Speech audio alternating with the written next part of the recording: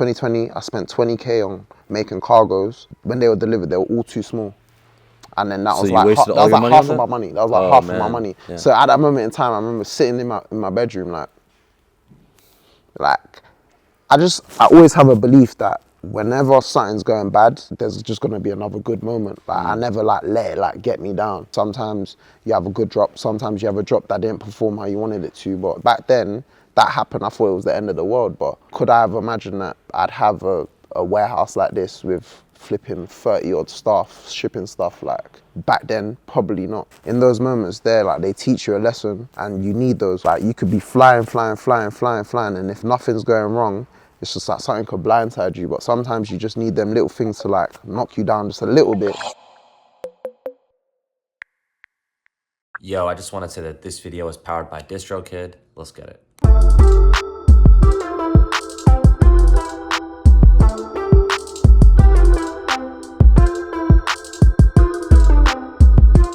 What's going on, guys? You're watching Kids Take Over right now.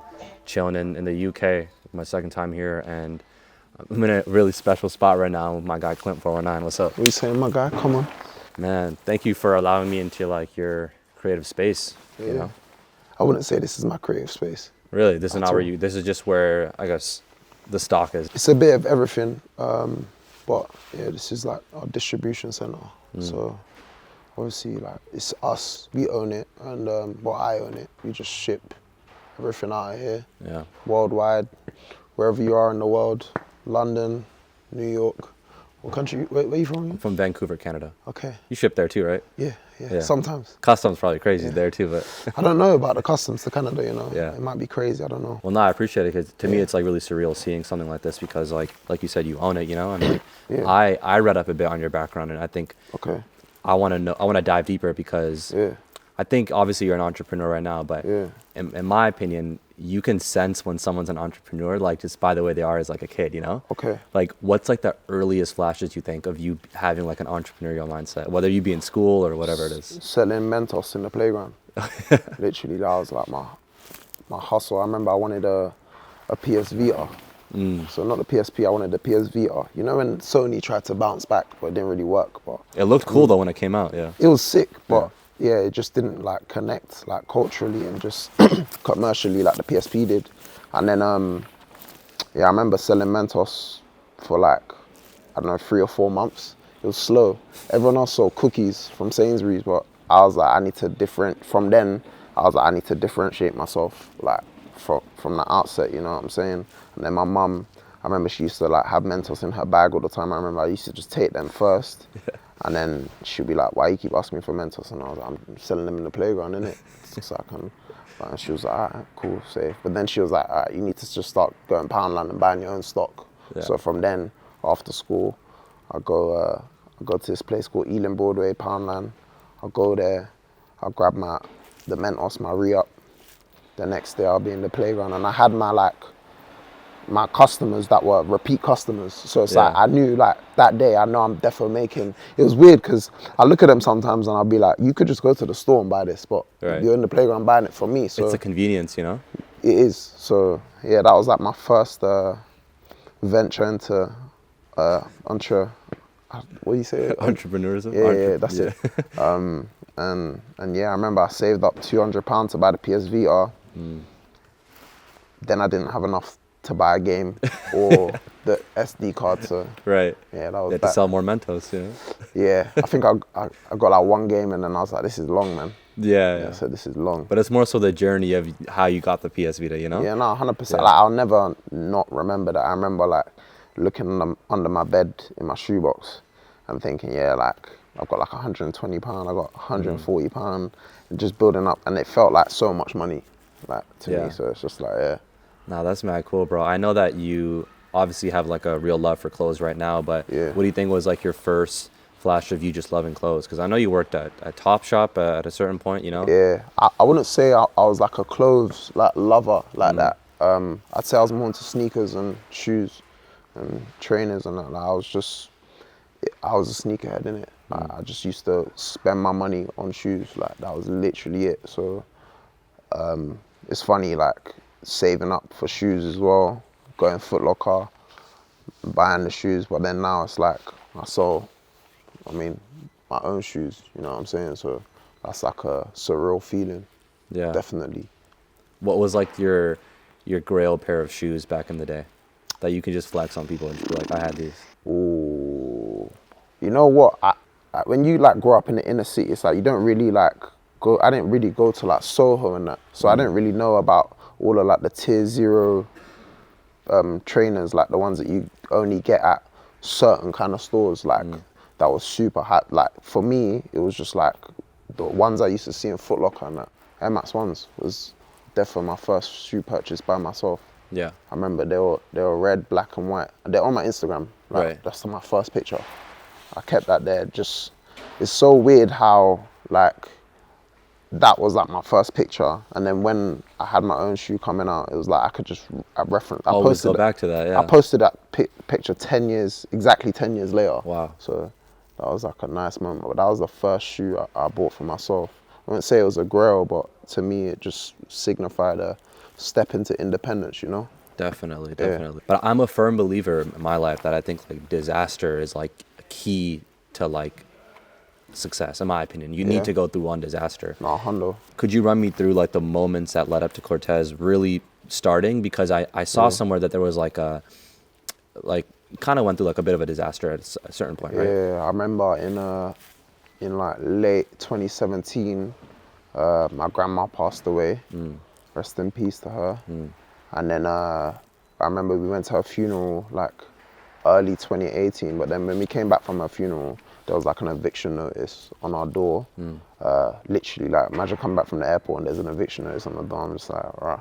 And then that was like, we had, not say a couple run-ins with like eviction notices. Like, it's not the first time I've seen one, but I think this was the first time that like my parents didn't have like a way out of it. You know what I'm saying? So we actually got evicted. And then I remember I was staying in Stoke Newington, Hackney. My eldest sister, she had moved out years before, so she had like roommates and stuff, people that just actually had like real jobs, like a bartender, someone that worked in the city somewhere, blah, blah, blah. And I was staying in their living room. I think I was staying there for like 2 months while my mum like was looking for like new accommodation and that. My parents were staying in a Travelodge, like not too far from here, on the A40, and then my first office is literally opposite that Travelodge as well, which I always find like not funny in my head, but it's like just mad coincidental. So that was definitely like a moment where I felt like I didn't really, you don't really have nothing to lose. Like, it was just kind of like, okay, cool. And obviously I still have my family and that, so I'm good. Like, imagine if you're by yourself and then you're evicted, like that's a whole different story, innit? So I still have my sister to rely on, thank God. But yeah, that was definitely a moment that kind of put things into perspective for me. And yeah, in my head, like my main mission was like to make sure that I can like buy my family a house and that. Like, that was important for me because we didn't have one, you know what I'm saying? So, and to be fair, like I can't lie, I enjoyed myself in them times, you know what I'm saying? Like, yeah. I think so. That was a pivotal moment. But what about like the early days of the brand? You know, obviously people see your success right now, but like, what were the struggle days like? You know, like what do you remember about those? I can't lie. I feel like to some degree, I've always just been good with like budgeting and knowing how much money I have and stuff like that. So, like, I remember when I did the first drop, I don't know, I must have made like, I think I made like £1,500 in like that month, and that was the first time I ever made that much money like by myself. Like, I had a brand prior and we never did that. When I did that, I never did that with my old brand. So I was like, right, this is just me. Like, I've just got this. Like, I felt like a gazillionaire. 6-7 months into the brand, I did a drop. And I think that month, I must have made like 10K. And then I remember going into Waitrose the next day. Waitrose is like what's that place in America where they sell like expensive food, and Whole Foods? Whole Foods, yeah. I mean, Waitrose is not like Whole Foods, but like it's just expensive, isn't it? Remember going into Waitrose the next day and balling out. Like, spent like £150. I was like, I'm lit right now. I was picking up the most expensive yogurt. Can't even pronounce it. Yeah, I was the premium one. Yeah. But 2020, I spent 20K on making cargos, and then all the cargos, when they were delivered, they were all too small. And then that was like half of my money. That was like half of my money. Yeah. So at that moment in time, I remember sitting in my bedroom, like I always have a belief that whenever something's going bad, I feel like there's just gonna be another good moment. Like I never like let it like get me down. You know what I'm saying? Like sometimes you have a good drop, sometimes you have a drop that didn't perform how you wanted it to, but I don't know, I just trust in myself. Like I've just got this inner energy that things are always gonna be better, you know what I'm saying? So back then, that happened, I thought it was the end of the world, but could I have imagined that I'd have a warehouse like this with flipping 30 odd staff, shipping stuff? Like back then, probably not. But I think, I always say like, not history repeats itself, but man, like people will repeat themselves, you know what I'm saying? So in those moments there, like they teach you a lesson and you need those, because like you could be flying, and if nothing's going wrong, it's just like something could blindside you. But sometimes you just need them little things to like knock you down just a little bit, not too much, to just kind of like humble you a little, or not humble, but you got to wake up and smell the coffee, man. Like that's just it. It's just reality, and then you got to figure out next time how do you avoid that. So when I spent that 20K, I said to myself, and all the stuff came up mashup, I said to myself, all right, I'm gonna make sure whenever I'm going through a sampling process, now I don't care how many samples it takes, like the factory's not gonna like force, because sometimes factories, especially when you don't have much leverage, they'll try to force you to rush the order, and like they'll be mad pushy with the order. But that moment taught me, if a factory's being pushy with the order, just say roll safe, man. Let me go somewhere else, innit? Right, like, you gotta get it right. That's just it. I just want to get it right all the time. So yeah, sometimes you make sample mistakes still, but like it's way less. Like we've just got a process now that just minimizes that. Yeah. You know what I'm saying? And like I'll spend making a sample just to get it right.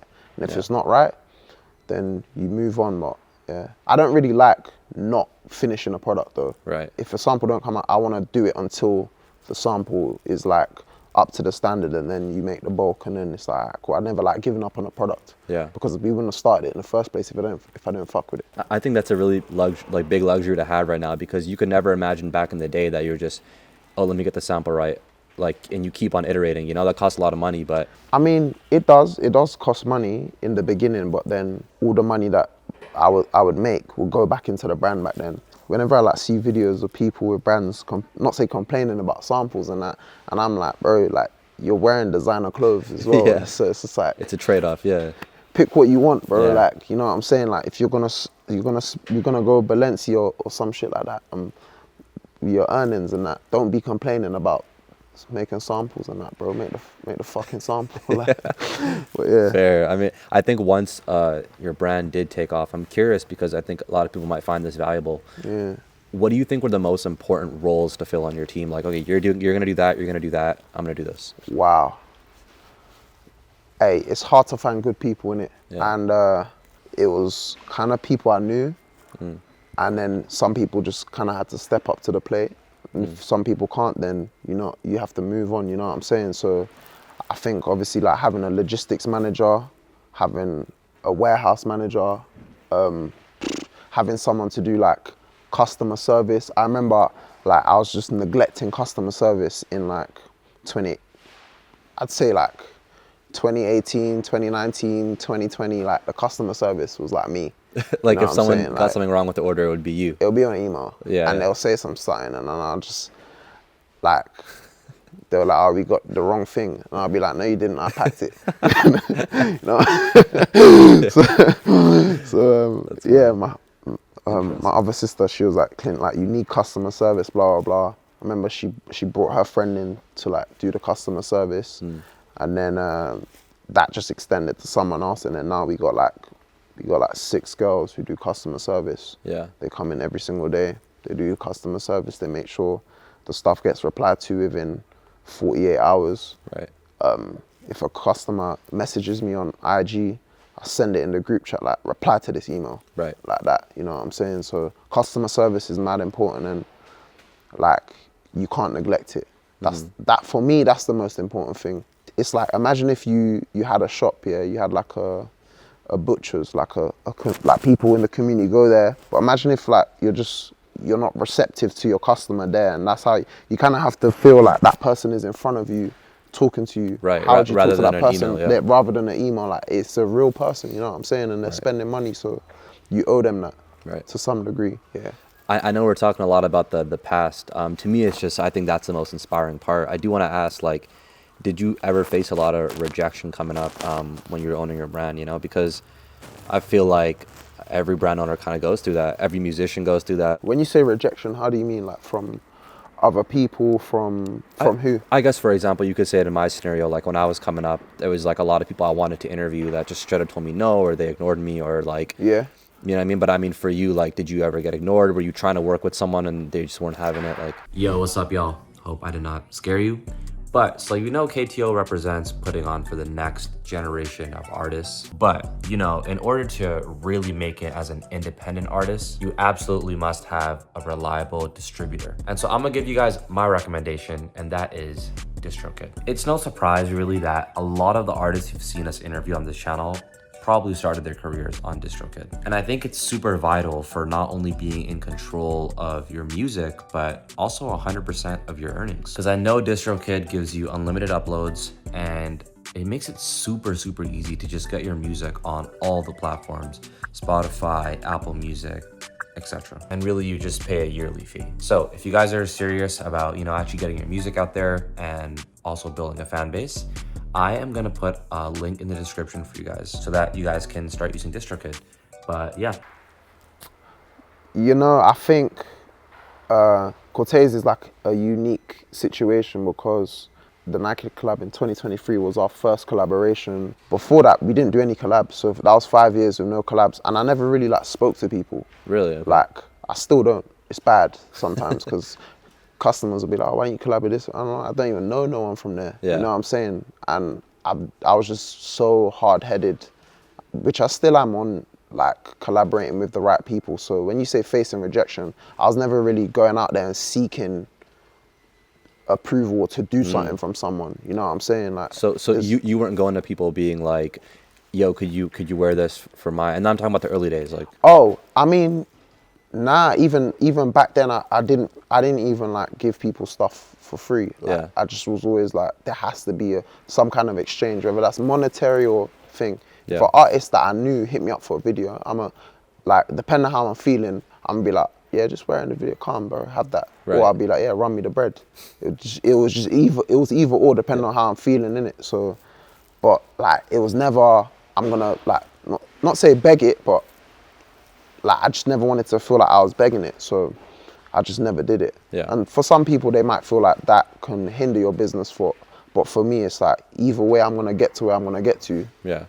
With or without your help. Especially when you're starting out, you have to have that kind of edge a little bit. Just because if you don't, they'll just wash you away. You're out here asking people and they're saying no, they'll knock down your confidence. But if you're confident in the fact that I'm gonna get it regardless, you're gonna just keep going. Right. And nothing is gonna get in your way. You kind of have to switch your mentality to that. Like yesterday, one kid come up to me trying to give me his jeans, and I was just like, I'm not taking them, just because I only wear my own stuff mainly, and also as well, it's kind of like I don't want him to resent me for not wearing his jeans or like wasting his product. Or wasting his products, and Yeah. because I know what it feels like to be just I'm in my head, I still think I'm a small brand. I know what it feels like to be there and what that product means, that unit cost. And when I was at that level, I weren't just giving someone that, because in my head I was thinking that cost me £20. £20 a lot of bread. It's like, you need to use that in a different kind of way. No, but I respect it. At the end of the day, yeah. Rejection sometimes is not the worst thing in the world. It's not you know? Yeah. at all. It's not. Sometimes it's helped me. Sometimes someone said, no, all right, cool, safe. I'll do something better. And then next thing you know, that person spins the block and they're like, oh, how about that idea? Nope. You know what I'm saying? 100%. 100%. It's like, that's just, it's life. Definitely. I could sit here and be like, oh, I like this design or I like this collection by you. But to me, what fascinates me the most when I look at your page and your clothes is like, I think you're a genius when it comes to marketing, because I appreciate that. You do marketing in a way that does not feel like strategic marketing. It just feels like, oh, I had this idea, I'm passionate about it, you know? I think a really good example is the jackets and the jeans, when you would like exchange, people would come in and exchange theirs to get yours, and even then it would be limited. In general, kind of how do you come up with these marketing ideas that don't feel like marketing? The jacket exchange you're talking about was the the great bolo exchange. Yeah. And then I remember we had made like a jacket, and I was just thinking, okay, this is a risk because one, it would have been at that time our highest price product at £250. Yeah. And I was kind of like, how am I gonna convince people to spend £250 on this product when all of the other products are this amount? So my thought process was, how can we position our product at that same level of the other jackets at £250? North Face Nupsy being like a legendary streetwear, just not even streetwear, just people staple, you know what I'm saying? That everyone has a North Face Nupsy. I just kind of targeted that, and I was like, all right, cool, North Face Nupsy. That's £250. It's the same build jacket. If you have a North Face Nupsy that was new or old, you could bring it. And why I say new or old is just because it doesn't matter if someone just sees someone swapping a Nupsy, even if they've had it for like 6 years with my jacket, they're not thinking, oh, that's an old jacket. They're just thinking that's a North Face Nupsy. Yeah. So automatically, it's just like they've just swapped that. So when we announced it that day, I was seeing people post it on LinkedIn. Like my sister would be sending it to me, like people posting this on LinkedIn, and I was like, what's LinkedIn? Like, some people were so angry at it as well. Like people were enraged. Like, how dare you? How dare you try and tell people to pull up with a North Face Nupsy? No one's gonna turn up. One random account on Twitter, she posted like, she was like, oh, why are there 300 people walking outside White City Station in North Face Nupsy? Like, you just saw an array of colours looking like the rainbow and that. And I was like, that's perfect, because that information didn't come from us. I think it's very intentional. And my other favorite idea you've done is, so I'm from Vancouver, Canada, but I live in New York now. Sick. And I remember this was going on where you had a Corteiz themed newspaper. Yes. And people had to go to a bodega and pick up the newspaper. Yes. And only then could they buy the shoes. The shoes, right? Yeah. That was with the Huaraches, yeah. Right. Yeah. And I think a lot of people, in my opinion, like dumb people, would be like, yo, this is a bad idea. Like, why would you make it harder for your customer to buy your product? Like, you're giving them extra steps, right? Yeah. But then it kind of clicked into me. I was like, oh, I don't think Clint does this. Like, oh, let's just make the most money. Like, you want to create an experience, right? 100,000%. So tell me about that. I'm curious because, people would have said that's a bad idea. When you create an experience, it's like, okay, cool.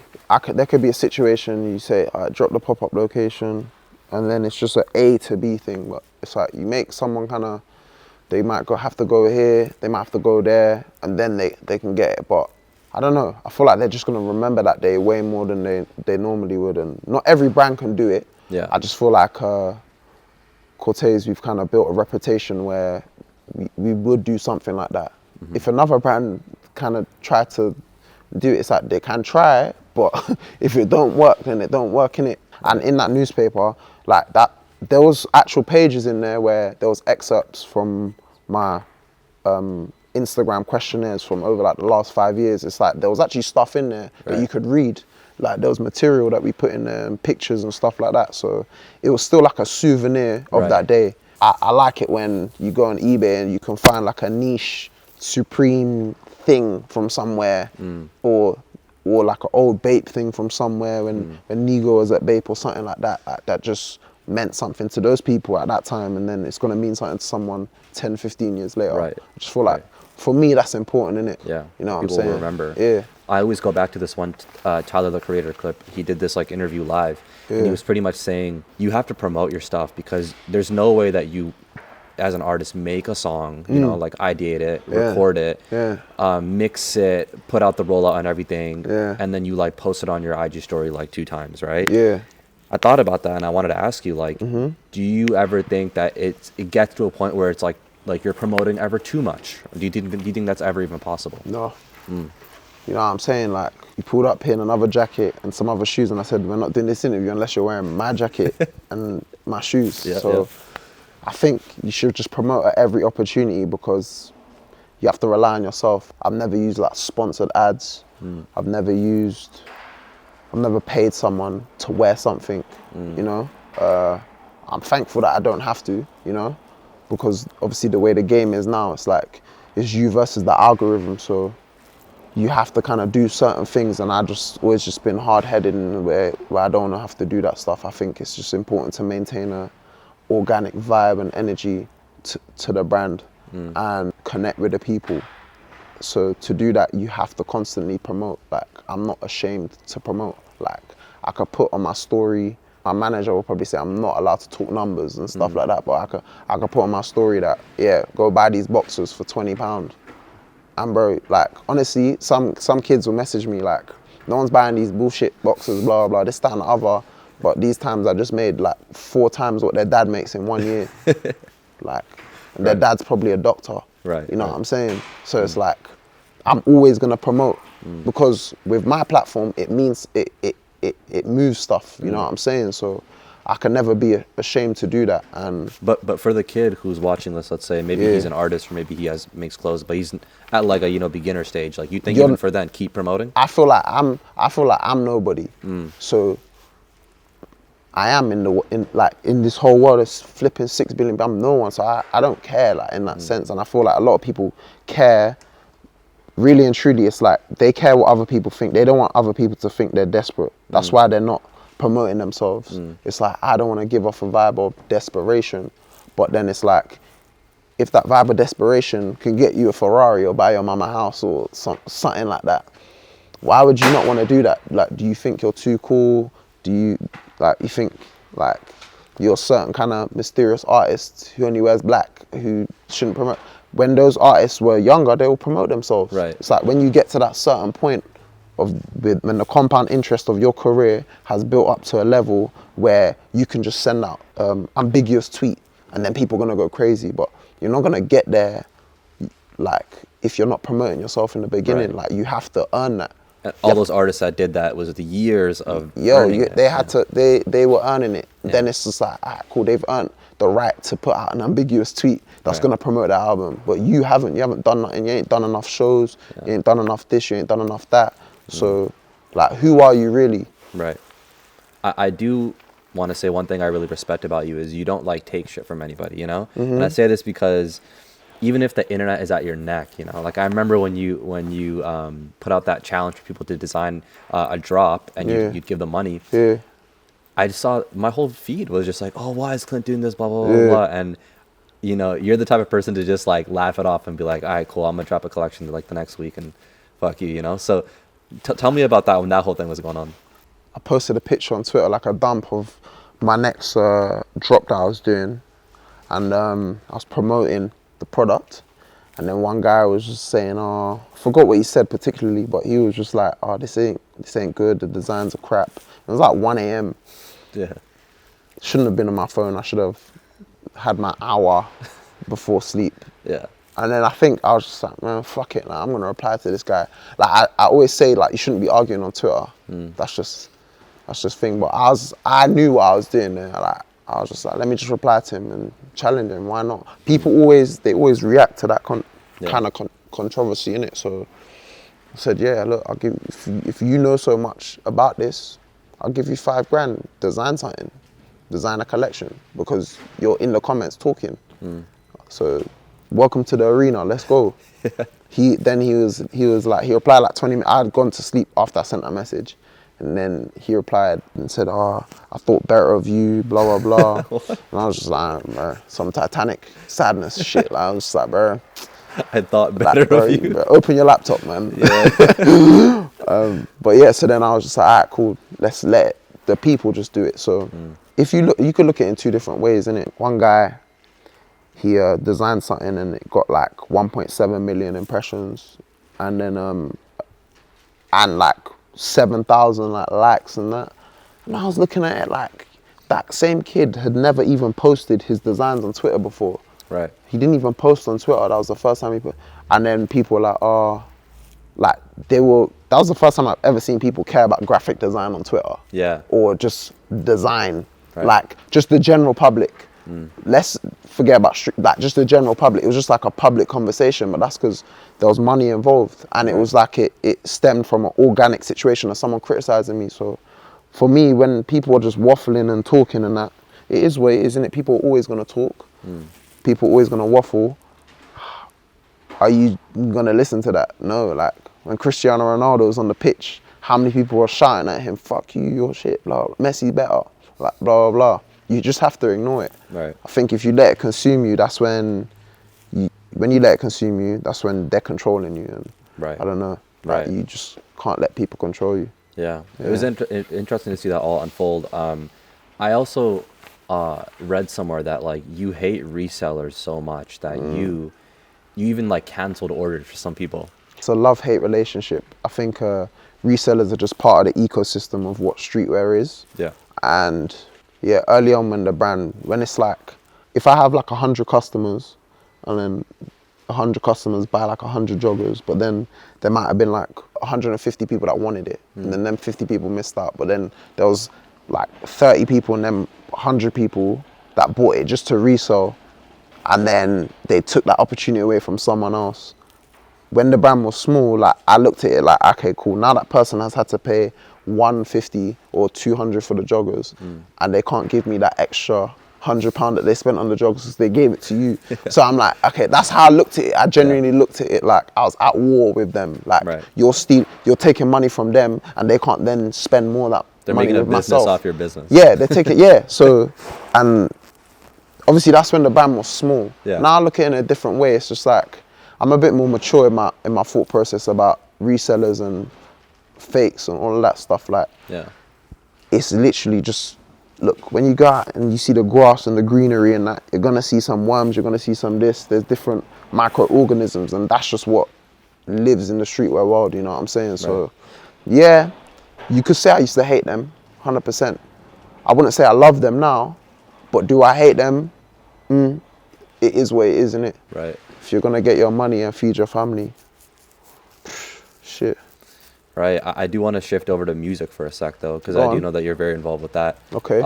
You started your own record label. Something like that. Yeah. You could say that. Yeah. I want to know, why you started that, you know, and which artists you're working with. Our main artist is Dexter in the newsagent. She's like, I wouldn't even call it like, it's not pop, it's like indie. It sounds indie, but it just has this like feeling. Dexter's from, where Dexter from again? Stockwell. Yeah, she's from South, she's Nigerian. Nice. But like, she's just got like this, I just love her energy, and I love the way her voice sounds acoustically. She sounds amazing. And for me, I remember when I first saw her, I was like, all right, cool. Like, I kind of don't want like a random label person to get her and then make her do stuff she don't want to do. I kind of looked at it from like a protective standpoint, where I was like, all right, cool, I can give you the money to do what you want to do for like, just give us 2 projects. Like I don't even think about the financials when it comes to her music. I'm just like, make some songs, put it out, do some videos, like do what you want to do in it. That was my kind of standpoint, because that's not my bread and butter. So it just kind of allows her the freedom to create how she wants to create. Yeah. And if I can facilitate that, then man will facilitate that. Felt. That. So yeah, with that, she's our main artist. Then we had Qualum, who's a producer. I say he invented mellow grime, which is like, you know, this kind of like jazzy infused kind of energy, you know what I'm saying? Like, he come out with that project almost like 7-8 years ago, and it's like, now it's like, that sound is very popular on TikTok. It's evolved into something else, but it's like, he was like the root of that. So we had him for like 1 or 2 projects. Yeah. It's cool to see you venturing off or just doing different things, but who's on your playlist right now? Just curious, like, who are you actually listening to? Who's on my playlist? Yeah. Let me look at my phone. Yeah, whether that's the last like couple songs I had. Bro, No Case is crazy. Okay, on my phone. This is how Steve Jobs would have wanted it. Yeah? Yeah, I listen to bare different music and that. Okay. I can't lie, there was one song I was listening to the other day by that fakemink youth. It's called London Life. It's on his project from... London Savior, I think. But yeah, I've been listening to that song, and I was just like, this is like mad unique. Like, obviously you got Dexter, you got CARTIER. Yeah. It just sounds authentically London, North London. We got Finessekid. Finessekid's new. Come out with a song Cuckoo the other day. He's cold, he's authentically like London. He has an energy. I know that he was upstairs on the back of the bus causing a ruckus when he was in school. Like, you know what I'm saying? Like, that's just the kind of energy that I think is important. Yeah, you posted Jim Legxacy too, I saw. Yeah, Jim's mad cool. Like, I fuck with Jim. Like, he looked like me a little bit. I think what he thinks, I don't know. It's weird. But yeah, nah, Jim, he's mad creative. Yeah. Like, scary creative, you know what I'm saying? For real, different. Every entrepreneur, though, I will say, has that one song that they'll go back to in times when they need Kendrick motivation. Lamar, Money Truth. Gotcha. 100,000%. If you ask Javelle, Yeah. him over there, he's smiling. They're both smiling because they know, yeah, when we were in my first office, yeah, that song, 12 hours a day, I wouldn't listen to nothing else. Like it was like a trance. It's like I'd be packing orders, yeah, like that. That's the only song that I'll be playing. Yeah. These lot would look at me like, fuck this guy. Like, why are we listening to this shit? Is it the lyrics? Is it like the... Nah, I don't know what, I mean, like, it's just the whole energy of the song. Yeah. When you listen to that project as well, the way that song comes about, I think they went out to go hit a lick or something like that. And I don't know, like, there's just something about the song where it's like, yo, you got to go out and get it. Like, that's just the energy of the song. So when I'm listening to it, that's just the vibe I feel. Like, I was thinking to myself the other day, like, I felt something weird about myself, like I want myself, and it was like, because I haven't been listening to that song on repeat recently, like, and I started to again, because it like sets my balance. Yeah. For me, is this song called Last Call by Kanye. It's on College Dropout. Yeah. You know that one? It's a bit too sad for me.